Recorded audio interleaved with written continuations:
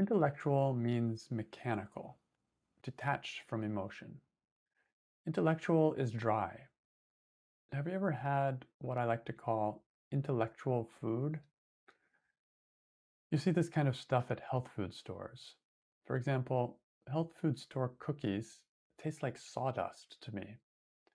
Who wants to eat that crap? A lot of healthy, quote unquote, healthy food is actually just intellectual. I don't buy it. Or think of atonal music. I heard a guitar performance like this when I was in college. It was awful.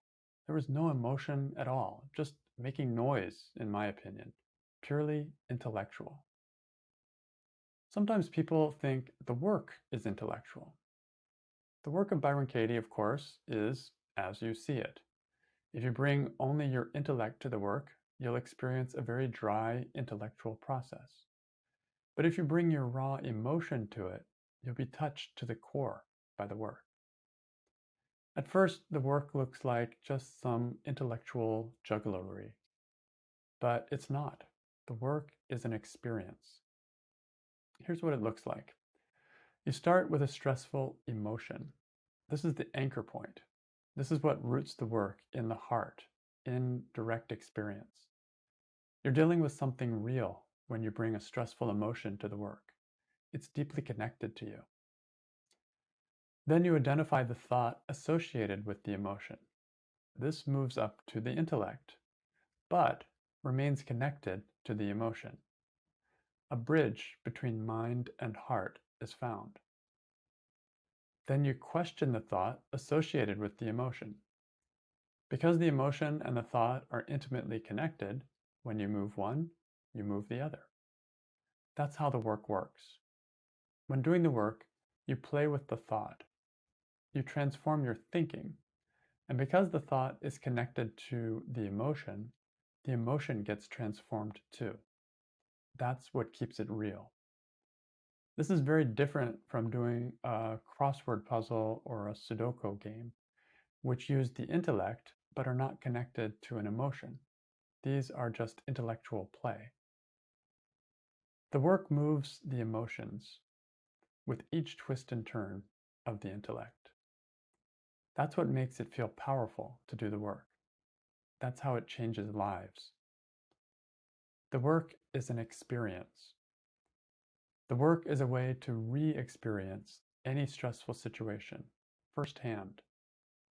When I do the work, I'm literally walking through a stressful situation and re-experiencing it anew. This changes my whole understanding of it. This gives me a whole new experience of it. I'm getting clear about what actually happened, as opposed to holding my previously limited story about it. As I see that there is more to it than what I thought, my emotions shift from stress towards peace. But you have to walk through it. It's easy to say, yeah, I get it, I was confused there, without really re-experiencing it. Even though I quote unquote get it intellectually, the images that my mind plays when I think of the stressful situation have not changed, and my emotions are generated from those images.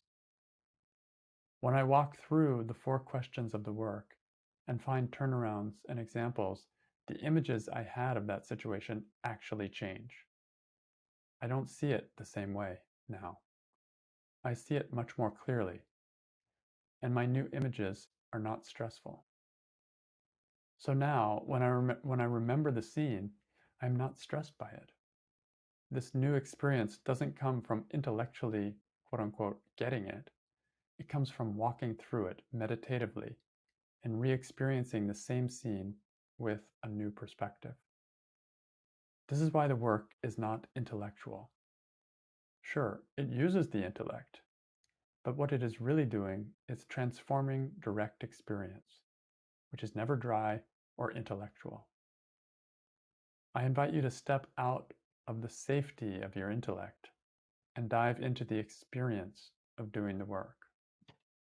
Walk yourself through this process on the experiential level. That's when it can really touch you. And do yourself a favor. leave those health food store cookies on the shelf.